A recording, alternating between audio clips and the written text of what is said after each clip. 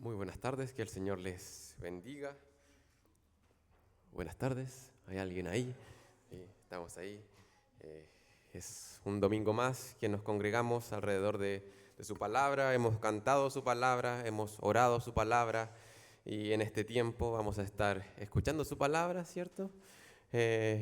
Atentos a lo que el Señor quiera hablarnos en este lugar. Esperamos que siga siendo un tiempo de bendición. Y los invito a intentar disfrutar en este tiempo, estar atentos a lo que el Señor quiere hablar. Los invito a orar antes de seguir adelante con la exposición que tenemos hoy. Padre, te damos gracias, Señor, por tu palabra. Te damos gracias porque la tenemos en nuestro idioma. Te damos gracias porque ella sigue siendo igual de clara, de poderosa, Señor, a lo que ha sido siempre. Padre, tu palabra es una expresión de quién eres tú, Señor, y en ella podemos conocerte a ti por medio de tu revelación. Y rogamos que podamos encontrarnos contigo por medio de tu palabra en este tiempo, podamos conocerte más y como se nos enseñaba en la mañana, que eso realmente produzca un impacto en nuestro ser, Señor, en toda nuestra persona. Te pedimos esto en el nombre de Jesús. Amén.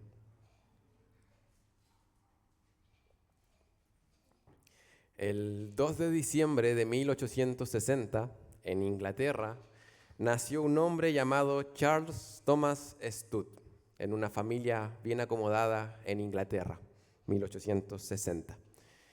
Este hombre, a la edad de los 16 años, conoció al Señor, ¿ya? Se convirtió. Y luego, cuando le tocó entrar a la universidad, entró a Cambridge. Y mientras estaba estudiando en esa prestigiosa universidad, comenzó a jugar cricket. Y a este hombre le iba bien en los estudios y le comenzó a ir muy bien en el cricket. Tanto así que se convirtió en uno de los jugadores más famosos de cricket de sus tiempos, ¿ya? Tanto en Inglaterra como en el mundo entero, Charles Stout. Sin embargo, en ese tiempo, cuando estaba a punto de salir de la universidad y era un famoso jugador de cricket, él se dio cuenta y él decidió que no valía la pena dedicar toda su vida a sus estudios o al cricket. Y él dijo lo siguiente en ese tiempo, esto es una cita textual, él dijo: sé que el cricket no duraría y el honor no durará y nada en este mundo va a durar, pero la vida que vale la pena vivir es la vida que se vive para el mundo por venir. Y cuando él estaba saliendo de la universidad, decidió dejar el cricket, tomar sus cosas e irse a China a servir al Señor. Él trabajó varios años en China, bajo el alero de uno de los, creo que es el predicador más famoso que ha servido en China. Ahí les dejo la tarea para la casa, cuál es el nombre de ese misionero. Trabajó bajo el alero de él en un centro de rehabilitación para los adictos al opio, ¿ya? Trabajó varios años allí predicando el evangelio y luego de estar en China tomó sus cosas y viajó a la India y estuvo 7 años pastoreando una congregación local en la India. Y luego de ese tiempo, este hombre tomó sus cosas, su familia, sus hijos tenía, y se fue a África. Y en África estuvo misionando, hacían unas estaciones misioneras como de avance del evangelio para alcanzar a las tribus no alcanzadas. Estuvo 20 años en África y terminó falleciendo en África a la edad de 70 años. 10 años en China, 7 años en India, alrededor de 20 años en África y miles de almas que él pudo ver convertirse a Cristo, ¿ya? Él es bastante famoso, quizás no tanto por su labor misionera, sino porque en todo este tiempo se dedicó a escribir himnos también. Charles Stout escribió alrededor de 200 himnos en esto que mientras predicaba el evangelio en diferentes países, y uno de esos himnos es muy famoso, quizás en español no es tanto, y resume bastante bien su vida y su convicción de por qué él tomó estas decisiones. Y voy a leer 2 estrofas de este himno que nos van a servir de introducción para el texto que vamos a ver hoy. Él escribió: 2 versos escuché un día, viajando por el ajetreado camino de la vida, trayendo convicción a mi corazón, y de mi mente no se apartaron. Solo una vida pronto pasará. Solo lo que se hace por Cristo perdurará. Dame, Padre, un propósito profundo.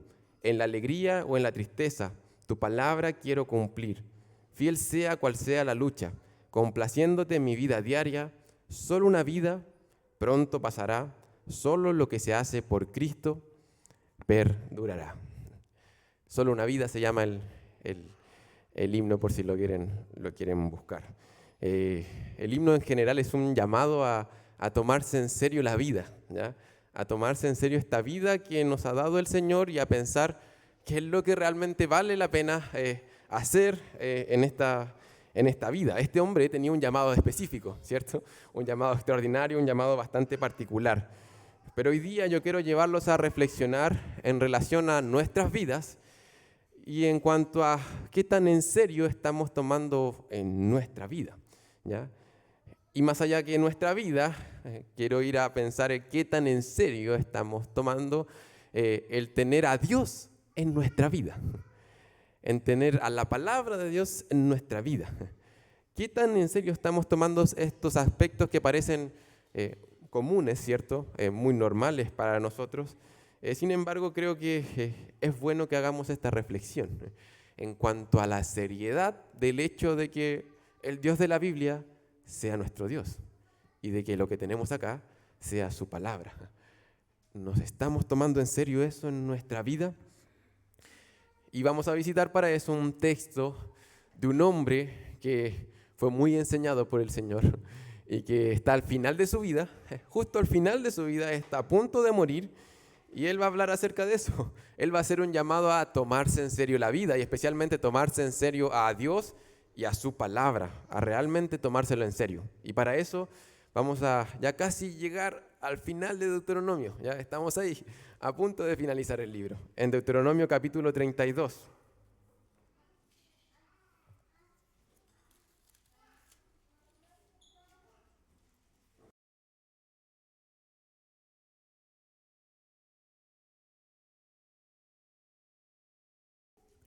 Deuteronomio capítulo 32.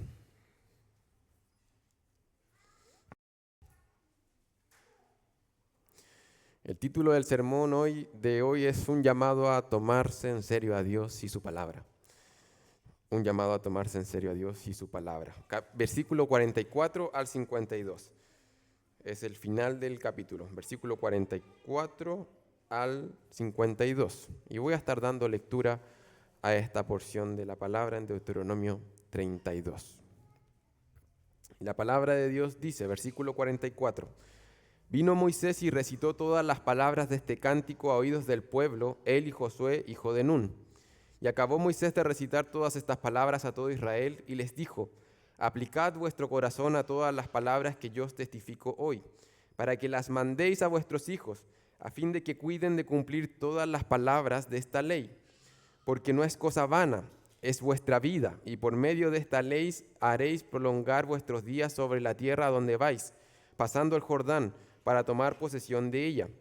Y habló Jehová a Moisés aquel mismo día, diciendo, sube a este monte de Abarim, al monte Nebo, situado en la tierra de Moab, que está frente a Jericó, y mira la tierra de Canaán, que yo os doy por heredad a los hijos de Israel, y muere en el monte al cual subes, y sé unido a tu pueblo, así como murió Aarón tu hermano en el monte Hor, y fue unido a su pueblo, por cuanto pecasteis contra mí en medio de los hijos de Israel, en las aguas de Meriba de Cades, en el desierto de Sin, porque no me santificasteis en medio de los hijos de Israel. Verás por tanto delante de ti la tierra, mas no entrarás allá a la tierra que doy a los hijos de Israel. Este es uno de los últimos llamados que Moisés hace a la congregación. Recordemos que en Deuteronomio hablábamos que encontramos diferentes discursos o predicaciones de Moisés, ¿cierto? A la congregación, al pueblo que estaba justo antes de entrar a la tierra prometida. Y este es el último llamado. Luego de eso está el capítulo 33, que es Moisés bendiciendo a las tribus. Y luego el versículo 34, que de hecho narra la muerte y la sepultura de Moisés, por lo que ese capítulo no ha sido escrito por Moisés, ¿cierto? Y así termina Deuteronomio. Entonces nos encontramos con este último llamado de Moisés a la congregación luego de haber terminado este cántico que incluía también algunos llamados, ¿ya? Y el llamado que hace Moisés lo vamos a dividir en dos partes, porque primero Moisés habla al pueblo y luego Jehová habla a Moisés, ¿cierto? Eso es lo que encontramos en la porción que vimos. Moisés habla al pueblo y Jehová habla a Moisés. Y estas dos dinámicas tienen relación. Y vamos a ver primero lo que Moisés le habla al pueblo y lo que le dice en síntesis, y es el llamado que yo les comentaba en el comienzo, que es un llamado a tomar en serio a Dios y a su palabra, a realmente considerar con seriedad las palabras de Jehová, ¿ya? De hecho, en el versículo 44 y 45, se dice explícitamente que lo que hizo Moisés antes de hacer este llamado es exponer la palabra de Jehová, ¿cierto? Les enseñó el cántico, les expuso estas palabras a todo Israel. Algunos proponen que les comunicó el cántico y probablemente ahí que les comunicó el libro de Deuteronomio completo. Incluso algunos proponen que les expuso el Pentateuco en su totalidad. El hecho es que Moisés habló la palabra de Jehová y después de hablar la palabra de Jehová les hace este llamado a tomarla en serio, ¿ya? Y tomarla en serio no significa necesariamente ponernos serios, sino que ahí en el pasaje en específico se nos dice cómo tenía que responder este pueblo ante lo que significaba recibir las palabras de la ley. Y es bastante claro y creo que es bastante digerible para nosotros hoy incluso. Versículo 46, luego de que Moisés les haya enseñado el cántico, les haya recitado todas estas palabras a Israel, les dice: aplicad vuestro corazón a todas las palabras que yo os testifico hoy. Yo creo que hay una medida de seriedad en estas palabras y vamos a seguir viendo lo que como que Moisés quiere darle peso a este llamado y le dice: bueno, ustedes escucharon las palabras de la ley, pero esas palabras no deben quedar ahí, es la palabra de Dios y ustedes tienen que aplicar su corazón a todas estas palabras.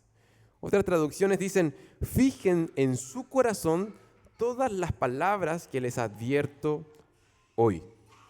Esto es un mandato que hemos visto repetido a lo largo de Deuteronomio. Quizás les suenan otras expresiones que relacionan íntimamente el corazón con la palabra.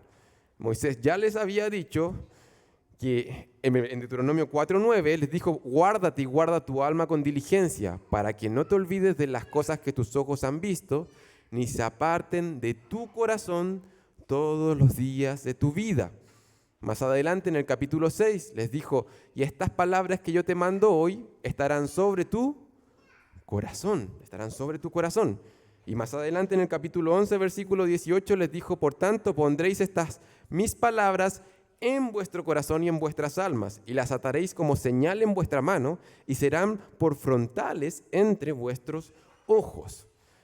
Pareciera ser que la palabra de Dios es algo importante, es algo relevante. Y es tan importante que se nos llama, y se le llama al pueblo en primera instancia, a fijarla sobre el corazón, o a fijar el corazón sobre estas palabras. Nosotros podríamos tener un entendimiento en el corazón, quizás con una primera lectura sin saber nada de la Biblia y leer esto, podríamos entender que es algo importante porque el corazón es algo importante, ¿cierto? Una persona que no sabe mucho, no ha leído mucho de la Biblia podría leer esto y decir: creo que es algo importante porque el corazón es vital, ¿cierto? Es un órgano vital. Sin embargo, y esto lo hemos explicado en otras ocasiones, pero es importante quizás volverlo a explicar, el concepto de corazón en la mentalidad hebrea puede ser un poquito diferente a lo que nosotros entendemos como corazón. Nosotros queremos entender qué significa aplicar a nuestro corazón las palabras. Para eso tenemos que entender qué es el corazón, ¿ya? Si yo les digo hoy, las palabras que se predicaron hoy, la palabra de Dios me llegó al corazón.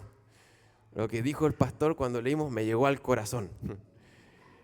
¿Qué es lo que entendemos hoy nosotros cuando escuchamos eso? Bajo quizás nuestra visión o de este lado del mundo, ¿qué es lo que entendemos? Si es que alguien le dice: hoy la palabra de Dios hoy me llegó al corazón. Probablemente estamos diciendo que nos impactó emocionalmente, ¿cierto? Si es que decimos la palabra de Dios me llegó al corazón, estamos diciendo que ¿sabes qué? Algo se me movió en la guata, como se dice, ¿cierto? O como que me puso los pelitos de punta. En un momento, cuando estaba escuchando la palabra de Dios, se me hizo un nudo en la garganta. Y podríamos decir que, bajo nuestro entendimiento, la palabra de Dios nos llegó al corazón, ¿ya? Ahora, en la mentalidad hebrea, es eso y mucho más. No es solamente eso, sino que cuando la palabra de Dios a menudo se refiere al corazón, se refiere tanto como a los sentimientos, como al intelecto y como a la voluntad. Cuando la palabra de Dios habla del corazón, se refiere al centro de la persona entera. Lo que mueve nuestros pensamientos, nuestros sentimientos y nuestra voluntad. Es algo importantísimo. A eso se refiere la Biblia cuando habla de corazón. Y por eso la Biblia dice que, dice el necio en su corazón, no hay Dios. ¿Dónde lo dice el necio? No en sus sentimientos necesariamente, sino que en sus pensamientos. Él lo afirma como una convicción ahí en su mente. Está diciendo que en su mente está diciendo eso el necio. Ahí corazón se está utilizando como mente. Otro texto famoso, cuando Daniel propuso en su corazón no contaminarse. No es que Daniel necesariamente lo haya sentido, sino que cuando Daniel propuso en su corazón, él propuso en su voluntad. Él tomó la decisión, no voy a hacerlo. Sometió su voluntad. Propuso en su corazón, en ese caso significa, él propuso en su voluntad, no voy a hacer esto. Corazón se está utilizando para la voluntad. O el texto famoso en Proverbios que dice, el corazón alegre hermosea el rostro. Ciertamente ahí se está refiriendo a un estado anímico, ¿cierto? O algo más profundo, que es el gozo o la alegría. Está refiriéndose a eso. Entonces, podemos ver en las Escrituras, y ahí con esos 3 ejemplos que di, que el corazón es entendido como la sede de los pensamientos, de la voluntad y de las emociones. En el corazón se determina lo que valoramos. En el corazón se determina cómo entendemos la vida. En el corazón se determina hacia dónde estamos caminando. Es el centro de la persona. Ahora volvamos a Deuteronomio. Entendiendo que ese es el corazón bajo una mentalidad hebrea. El mandato al pueblo es a aplicar vuestro corazón, todo esto, a todas las palabras que habían sido testificadas al pueblo. Diciendo, el corazón debe estar establecido sólidamente en las palabras de Dios. Y utilizando lo que acabo de decir yo, está diciendo, ¿sabes qué? Lo que tiene que pasar es que los pensamientos deben ser gobernados por la palabra de Dios. Las palabras que han sido testificadas deben ser comprendidas, deben ser atendidas, deben ser guardadas, deben ser memorizadas, deben estar ahí, en nuestro intelecto. Que la mente del pueblo esté llena de la palabra de Dios. Y no solamente significa eso, sino que significa que las emociones del pueblo deben estar gobernadas por la palabra de Dios. Fija tu corazón a estas palabras. Que el pueblo encuentre su delicia en la palabra de Dios. Que el pueblo esté tan lleno de la palabra de Dios que logre valorar y amar lo que Dios quiere que valore y que ame. Y finalmente el pueblo tenía que fijar su corazón a las palabras de Dios en el sentido de que tenía que su voluntad ser guiada por la palabra de Dios. Sus decisiones debían ser guiadas por lo que el Señor estaba diciendo. No por la intuición, no por la búsqueda de algún tipo de señales necesariamente, sino que ellos tenían que convertirse en un pueblo que escuchaba la voz de su Dios. Pensamientos, emociones, decisiones. Aplica tu corazón a las palabras de Dios. Que la palabra de Dios gobierne lo más profundo de tu ser. Ese es el mandato aquí. Y lo interesante es que está diciendo, bueno, si es que está tomando lo más importante del ser humano, lo más profundo del ser humano, está diciendo, eso debe estar fijado a las palabras de Dios, pareciera ser, y quizás voy a ser repetitivo en esta idea, que la palabra de Dios es algo importantísimo, hermano. Es algo que se debe tomar con seriedad, es algo muy relevante. tan relevante que es algo digno de traspasar a la siguiente generación. Y el texto continúa así, de hecho. Dice, bueno, el pueblo debe aplicar estas palabras a su corazón para que uno de los propósitos de poder ser gobernados por la palabra de Dios y tener esta palabra de Dios en el corazón es para poder traspasarla a los hijos. Para que las mandéis a vuestros hijos a fin de que cuiden de cumplir todas las palabras de esta ley. Pareciera que la palabra de Dios se debe tomar con tanta seriedad que se debe traspasar a los que vienen detrás de nosotros. Aquí hay un pequeño patrón que se puede identificar en el texto. Primero dice, aplícala a tu corazón para que puedas traspasarla al corazón de otros. Un principio un poco general, ¿cierto? Aplícala a tu corazón, fija la palabra de Dios a tu corazón para que la puedas traspasar a otros. En Deuteronomio capítulo 6, en donde se encuentra, ¿cierto?, esta famosa porción, el Shema, quizás el gran mandamiento para el pueblo de Israel, se encuentra este mismo patrón. Y lo conocemos, nos suena. Oye Israel, Jehová vuestro Dios, Jehová uno es. Y amarás a Jehová tu Dios de todo tu corazón y de toda tu alma y con todas tus fuerzas. Y estas palabras que yo te mando hoy, ¿qué hacer con esa palabra? ¿Qué hacer con la palabra de Dios? Estarán sobre tu corazón, dice el texto, y las repetirás a tus hijos. Y las repetirás a tus hijos. A lo largo de Deuteronomio, y como van a ver aquí, aparecen, estamos concluyendo, ¿cierto? Esto es una exhortación final, aparecen muchas cosas que ya han sido mencionadas. Hay un énfasis en cuanto a la importancia de traspasar la palabra de Dios a la siguiente generación. En el caso de Israel, el futuro del pueblo dependía de eso. La existencia del pueblo dependía de eso. Hemos visto las consecuencias que vendrían si es que las siguientes generaciones no eran fieles y no conocían a este Dios, si es que despreciaban a Dios y despreciaban a su palabra, que es lo que iba a suceder. Y es interesante aquí que ciertamente, si usted sigue leyendo, después se encuentra con Josué, una gran misión que tendría el pueblo de Israel era conquistar la tierra, ¿cierto? Hay hartas batallas allí. Sin embargo, una misión igualmente gigantesca era que el pueblo de Dios tenía que enseñar a sus hijos y tenía que anhelar que sus hijos fueran fieles a este Señor. Y eso era monumental, eso era importantísimo, eso era clave. No consistía solamente en conquistar el Canaán, sino que ellos tenían que buscar levantar hijos fieles al Señor. Pero para eso, esta generación que está escuchando la palabra aquí, tenía que fijar las palabras de Dios a su corazón. Para que eso ocurriera, y que probablemente si hiciéramos aquí una encuesta, todos lo quisiéramos, Señor, levanta una generación que te ame, que te adore, que sea fiel. La actual generación, dice, debe fijar la palabra de Dios a su corazón, ya que el pueblo no podría mandar y enseñar algo que no tenía. Y eso es interesantísimo. El pueblo no podría entregar a sus hijos algo que ellos no tenían. Estos israelitas, cuando tuvieran las palabras de Dios en su corazón, eso era lo que entregarían a los suyos. Porque no se puede dar lo que no se tiene.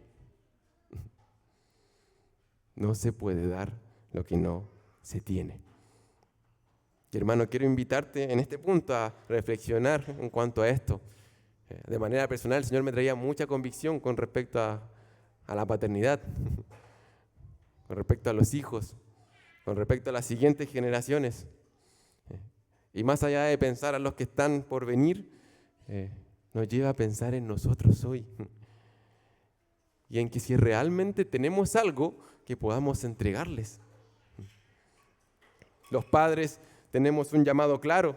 Las Escrituras lo afirman en Efesios capítulo 6, versículo 4. Y ustedes, padres, no provoquen a ira a sus hijos, sino que críenlos en la disciplina y amonestación o instrucción del Señor. Una pregunta interesante aquí es, ¿seremos capaces de criar a nuestros hijos en la disciplina del Señor si es que en verdad no tenemos idea cuál es la disciplina del Señor?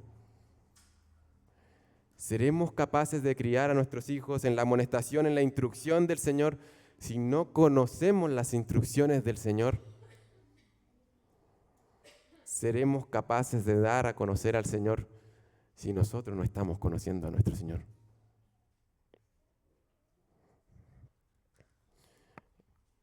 Muchas veces, lamentablemente, nosotros como padres somos un obstáculo para nuestros hijos. Un obstáculo que no les permite conocer realmente lo que significa amar a Dios, porque no están viendo en nosotros personas que aman sinceramente a Dios. Queremos que las siguientes generaciones sean mujeres, hombres, estos niños que están acá, que se conviertan en siervos del Señor, fieles en la oración, que le busquen en su palabra, que le sirvan, apasionados por la comunicación del Evangelio, por edificar a la iglesia del Señor. Y la pregunta es, ¿deseamos eso también para nosotros? ¿Ellos ven que eso es lo que queremos nosotros para nuestra propia vida primeramente?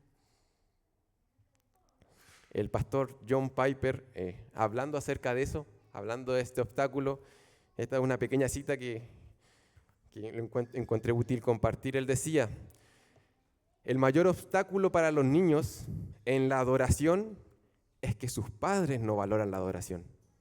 Los niños pueden distinguir entre el deber y el deleite. Por lo tanto, la primera y más importante tarea de un padre es enamorarse de la adoración a Dios, porque no se puede impartir lo que no se posee. No se puede impartir lo que no se posee. Podríamos llegar a ser muy prácticos acá, podríamos seguir profundizando, hermanos, en cuanto a cómo podemos modelar a nuestros pequeños lo que significa adorar a Dios, amar a Dios. Que ellos vean padres, madres, abuelos, tíos, tías, inclinando su rostro en su hogar, abriendo la Biblia, buscando al Señor.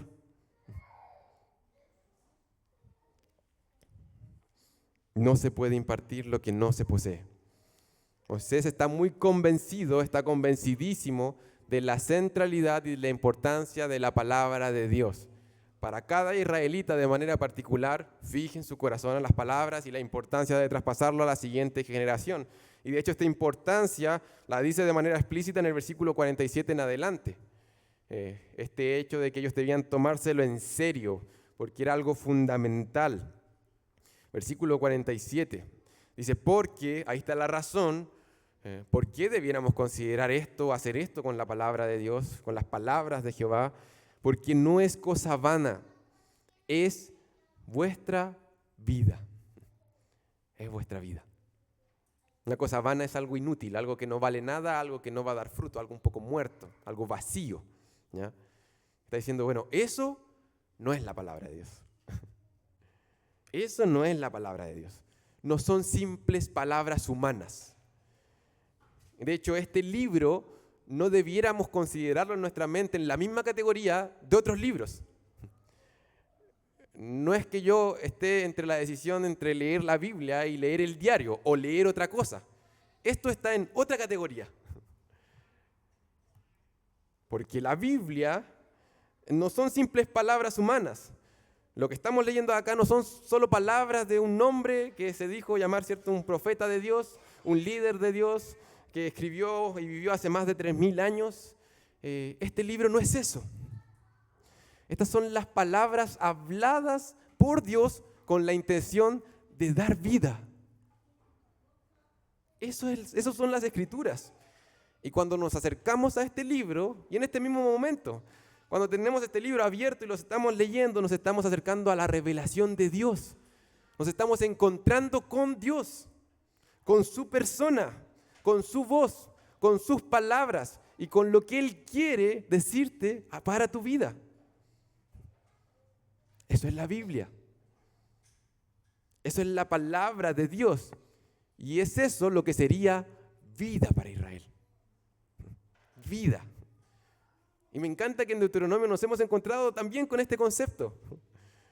Que se le repite al pueblo que ellos puedan entender que va a ser importantísimo, importantísimo escuchar la voz de Dios, porque eso será la vida para Israel. Es vuestra vida, les dijo ahí. Otra cita de Deuteronomio que también abordamos en Deuteronomio 8:3. Y te afligió y te hizo tener hambre y te sustentó con maná, comida que no conocías tú ni tus padres la habían conocido, para hacerte saber que no solo de pan vivirá el hombre. Jesús citó acá Deuteronomio. Mas de todo lo que sale de la boca de Jehová vivirá el hombre. Vida. Las palabras de Dios son vida. Obviamente nosotros interpretamos, relacionamos de inmediato la comida, ¿cierto? Si uno deja de comer, muere. El Señor está diciendo, bueno, el concepto de la palabra de Dios que debe estar en nuestra mente es que es vida, es algo fundamental. Y esta vida que Moisés le dice que las palabras de la ley serán para el pueblo, se podría ver en dos sentidos. Por un lado sería vida física, vida literal, y lo vamos a ver, de hecho más adelante lo dice, que el pueblo desobedecería y moriría, vendría destrucción. Se refiere a la vida literal, a la vida física, a la vida biológica. Pero igualmente, y en otros pasajes como el de Deuteronomio 8, se está refiriendo a vida en el sentido de algo fundamental, de la vitalidad, de algo clave para nuestra existencia, algo que realmente vale la pena, algo sin lo cual morirías. Vida en el sentido de algo fundamental. Y eso, dice la palabra de Dios, que son las Escrituras, que es la voz de Dios, que es lo que el Señor le comunica a su pueblo. Es vida. No sé si han escuchado alguna vez la frase, yo sé que la ocupamos todo el tiempo cuando vemos a una persona que quizás está sufriendo o está en ciertas circunstancias y uno dice, oye, esta persona no tiene vida, o eso no es vida. Eso no es tener vida, o eso no es vida. Cuando ocupamos esa frase normalmente no nos estamos refiriendo a que esa persona está muerta, ¿cierto? No nos referimos a la vida biológica, sino que nos estamos refiriendo probablemente al tipo de vida que tiene esa persona, a la calidad de vida que tiene esa persona. Cuando decimos que una persona no tiene vida, estamos diciendo que hay algunos elementos muy importantes en la existencia que están ausentes. Y como están ausentes en la vida de esa persona no va a poder vivir una vida plena. No tiene vida. Eso no es vida. No es vida la que estás llevando. Lo hemos dicho quizás, lo hemos escuchado. Algunos ejemplos de cómo lo ocupamos, esta frase. Pensemos un momento en una persona que, y esto culturalmente quizás se entiende así, cuando una persona no es autónoma, cuando no es independiente, cuando una persona depende de otra persona, uno dice, oye, pero eso no es vida, andar dependiendo de otro todo el tiempo, sobre todo en el ámbito financiero. Hoy en día las personas, hombres, mujeres, todos tienen que desarrollarse y ser independientes, ser autónomos, porque si vives toda la vida dependiendo, eso no es vida. Ahí se utilizaría, ¿cierto?, esa frase. Otro ejemplo de lo que se considera no tener vida. Muchas veces no tener comodidad se asocia a no tener vida. No sé, nunca logramos en nuestra familia, no sé, comprarnos un auto. Y anduvimos toda la vida en locomoción colectiva y quizás alguien diga, oye, no, que sacrificado, eso no es tener vida. O alguien diría, nunca logramos comprarnos una casa. Y alguien diría, no, eso no es tener vida. O alguien diría, nunca tuve el dinero de tomar vacaciones fuera de Santiago o de fuera del país. Y quizás alguien diría, oye, pero eso no es tener vida. Ahí vida se está relacionando con ciertos aspectos de la comodidad, ¿cierto? No tenemos vida si es que no tenemos suficientes comodidades, quizás, algunos podrían decir. Dos ejemplos más. Considero importante pensar en esto. Muchas veces no realizarse, no desarrollarse profesionalmente se considera no tener vida. La semana pasada unos hermanos de acá nos invitaron a conocer a otros hermanos que no son de acá, a unos misioneros. Y estos misioneros norteamericanos tienen 7 hijos. 7 hijos. La mayor tenía 12, 13 y la menor 6 semanas. El menor, 6 semanas. Ahí saqué la cuenta por cuánto se llevaban los niños y cómo estaba esa casa en ese almuerzo. Una familia de 7 hijos, una esposa que es enfermera y que sin embargo no pudo seguir ejerciendo su profesión porque desde que nació la primera bebé se ha dedicado a criar los hijos. Cualquiera diría, al ver ejemplos como eso, diría, oye, pero eso no es vida. Ella no tiene vida. Cualquiera diría eso. Hay ciertos aspectos de la vida ausentes en su vida que nosotros consideramos importantes, importantísimos, tan importantes para decir, ella no tiene vida. Un último ejemplo. Muchas veces asociamos a estar enfermos a no tener vida. Cuando nos diagnostican alguna enfermedad, pareciera que de inmediato se nos roba la vida. Pareciera que dejamos de tener vida, que la posibilidad de experimentar una vida plena, abundante, se nos fue con un informe médico. Se fumó.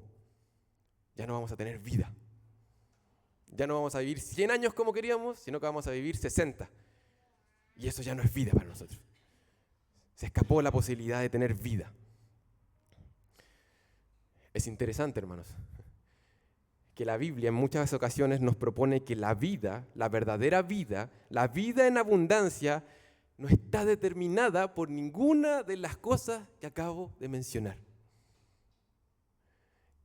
Que tener una vida, verdadera vida, vida en abundancia, no está determinada por el plano horizontal, sino que está determinada con lo que ocurre verticalmente entre nosotros y Dios. La Biblia a menudo cuando habla de vida, habla de que podemos tener verdadera vida si es que conocemos a Dios. Porque Dios envió a su Hijo a este mundo para que tengamos vida y vida en abundancia. Eso dijo Cristo. Vida plena, dice. Una verdadera vida. Eso significa ese apellido, vida abundante. ¿Quieres saber lo que es estar realmente vivo y vivir esta vida como se debe vivir? Debes conocer a Dios por medio de Cristo, para que tengas verdadera vida y vida en abundancia. Y lo interesante es que ser dependientes de otros, ser diagnosticados con alguna enfermedad, no tener las comodidades que nos gustaría tener o no desarrollarnos profesionalmente, nada de eso nos logra quitar la vida que tenemos en Cristo. Vida. Teniendo comunión con la fuente de vida. Y en cierto sentido, eso es lo que está ocurriendo aquí. El pueblo de Dios tenía que vivir en comunión con la fuente de vida, su Dios. ¿Qué tenía que hacer? Tenía que tener su palabra en su corazón. Tenía que experimentar y disfrutar de tener la presencia de Dios en medio del pueblo. Y eso sería tener vida para el pueblo. Eso es tener vida. Yo mencionaba que esto de tener vida, aquí se nos anticipa en 2 sentidos. En un sentido de algo prioritario, tener la palabra de Dios y a Dios con nosotros y su presencia es tener realmente vida. Y para el pueblo de Israel en específico, efectivamente su vida biológica se prolongaría. Y eso dice en el texto, dejé el texto ahí a la mitad, en el versículo 47. No es cosa vana las palabras que Dios estaba revelando, es vuestra vida, y por medio de esta ley haréis prolongar vuestros días sobre la tierra a donde vais, pasando el Jordán para tomar posesión de ella. Como una consecuencia de que este pueblo tuviera a este Dios y su presencia y su palabra con ellos, como una consecuencia de la obediencia, de caminar en la sabiduría del Creador, el Creador que sabe cómo se debe vivir esta vida, los días de estas personas se prolongarían. ¿Ya? Los días de estas personas se prolongarían. Y si uno lo piensa, es bastante lógico, de hecho es una consecuencia bastante como práctica, era algo esperable. ¿Ya? El Señor les estaba diciendo, bueno, ustedes son mi nación, y como mi nación, así se va a dirigir mi nación, y así esto tiene que hacer en mi nación, y va a ser diferente a las naciones que hay a su alrededor, y como consecuencia de que esta nación obedeciera, ¿qué iba a pasar? Algunos ejemplos.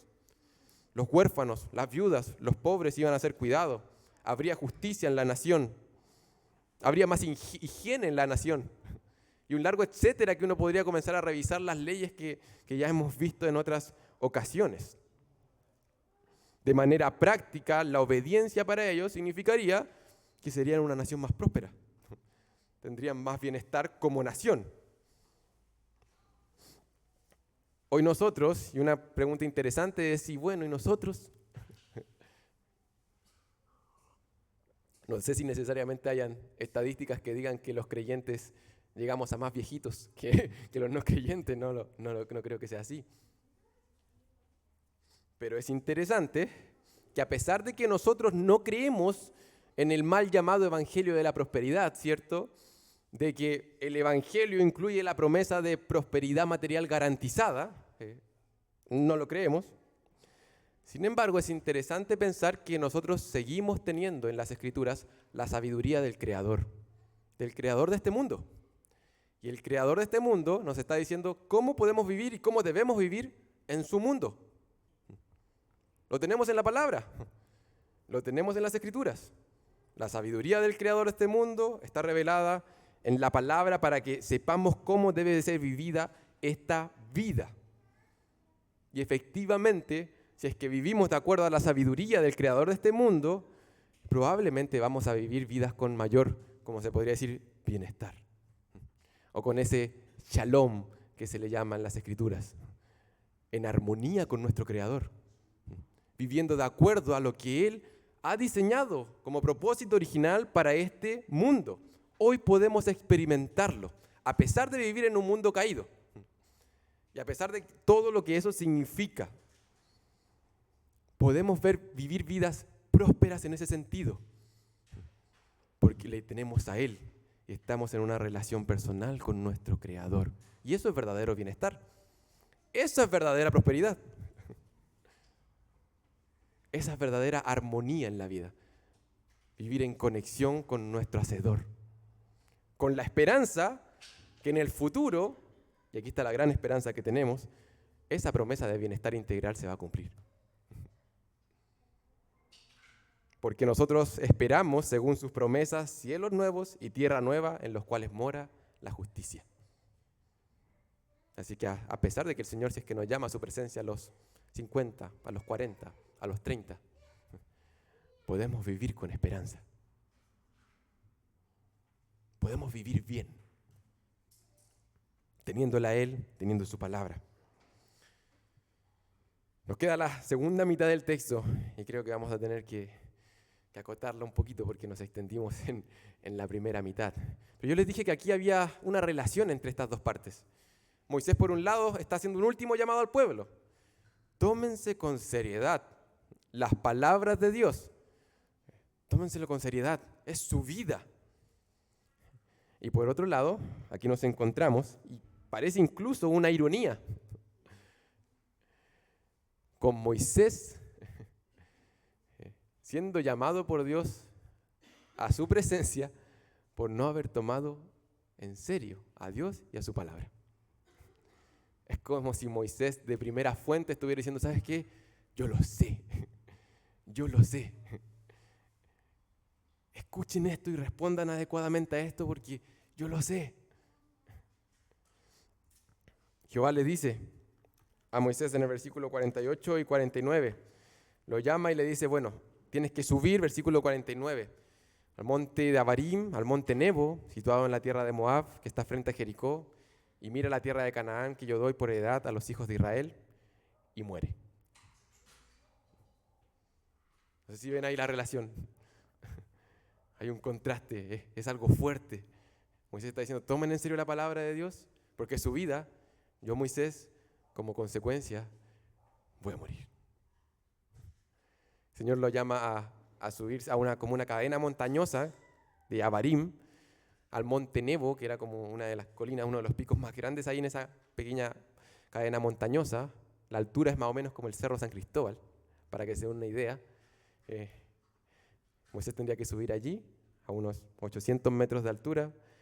El Señor le iba a permitir en su misericordia y en su gracia ver la tierra de Canaán y morir.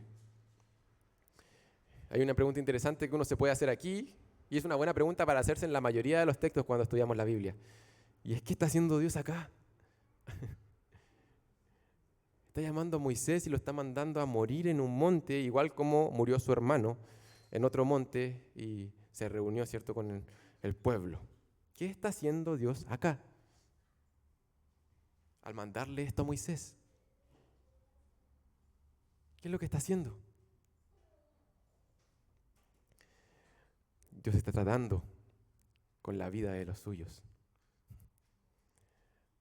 Dios está tratando con la vida de Moisés.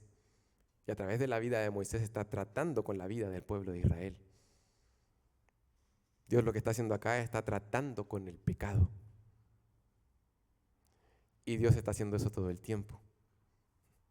De hecho, ese es el negocio de Dios, traer salvación, tratar con el pecado de la humanidad. Él lo sabe hacer muy bien, mejor que nadie. Dios trata con el pecado de los suyos. Romanos 8. Él se encuentra formando el carácter de Cristo en cada uno de aquellos a quienes Él llamó, predestinó, ¿cierto? Los está santificando, los justificó para que en el futuro sean glorificados. Eso está haciendo Dios. El pecado tiene que morir en cada creyente. Y si bien aquí las condiciones son particulares, definitivamente nos llama a reflexionar que incluso el mejor de nosotros necesita que Dios trate con su pecado. A todos los Moisés que hay dentro de esta congregación, Dios necesita y quiere tratar con el pecado de ese creyente, porque es lo que necesita. Si somos sus hijos, Dios va a tratar con nosotros. Dios tratará con nuestro pecado. Usará su palabra para penetrar nuestro corazón. Usará su Santo Espíritu para traer convicción. Levantará un Natán para confrontarnos con nuestro pecado. Levantará la iglesia completa para llamarnos al arrepentimiento. E incluso Dios está dispuesto a permitir que suframos, que saboreemos las consecuencias amargas del pecado para que podamos entender lo que realmente necesitamos en nuestra vida. El pecado debe morir. Y Dios está haciendo eso. Dios está tratando y quiere tratar con el pecado en nuestras vidas. Y pecado fue precisamente lo que hizo Moisés. Y ya estamos terminando la porción. Versículos 51 y 52 se nos detalla un poco lo que había sucedido con Moisés. Por cuanto pecasteis contra mí en medio de los hijos de Israel, en las aguas de Mérida de Cades, en el desierto de Zin. Ahí yo sé que recordamos la situación en específico. El pueblo ya había estado vagando 40 años en el desierto y una vez más murmura pidiendo agua, reclamando que no había agua.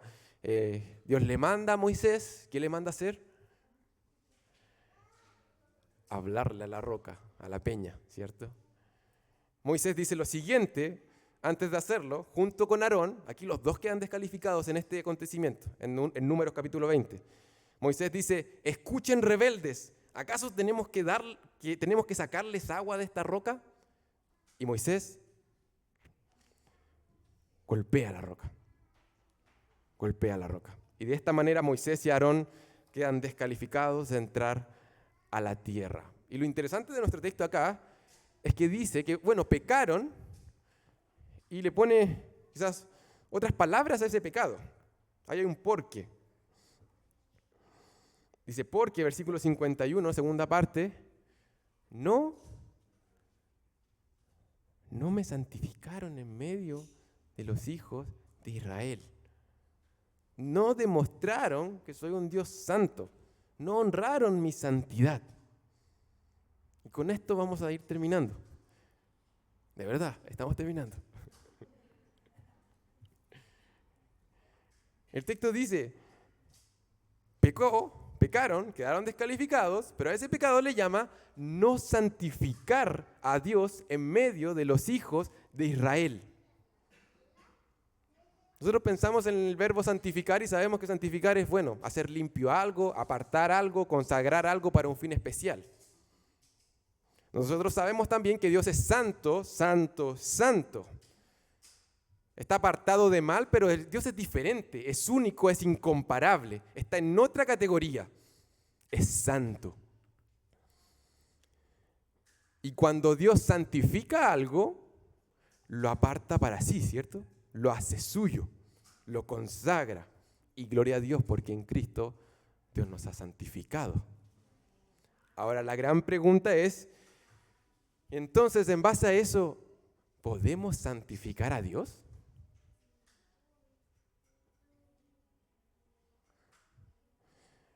El hecho es que no podemos añadirle santidad a Dios. Por eso la Escritura enfatiza ese atributo, santo, santo, santo. Es santísimo. No puede ser más único, más incomparable, más distinto, más apartado de pecado, de maldad. No podemos añadirle santidad, pero según el texto que estamos viendo acá, sí se puede santificar. O poniéndolo en negativo, nosotros podemos no santificar a Dios y pecar al hacerlo. Según lo que pasó con Moisés, y viendo solamente el contexto, no yendo más allá, podemos ver que Moisés pecó, no santificó a Dios, y eso en la práctica significó que Moisés recibió la palabra de Dios y no confió en ella. Para Moisés no santificar a Dios, este pecado, fue mostrar al pueblo que Dios no es digno, que no es tan santo como dice ser, que no es tan diferente como dice ser y que su palabra tampoco lo es. No santificar a Dios, en el caso de Moisés, fue actuar como si Dios no fuera muy diferente a los demás ídolos. Fue actuar como si Dios no fuera muy digno de confianza. Fue actuar como si Dios no tuviera el suficiente valor para tratarle en serio a Él y a su palabra, para tratarle como algo santo, santo, santo. Santificar a Dios es reconocer y tratar a Dios como lo que es, como santo. Es reconocer que Él es único. Él es el único digno de reverencia, de honra, y que su palabra igualmente es santa. Y que su palabra igualmente es santa. Mis hermanos, Dios tiene un valor supremo, un valor incomparable. Él es único. Y de hecho dice la palabra del Señor que la belleza de su santidad no tiene comparación. Hay muchas cosas que en este mundo pueden tener cierto valor. Yo mencioné varias en el ejemplo más largo que di anteriormente. Pero Dios y su palabra no tienen comparación. Tenerla a Él es tener realmente vida.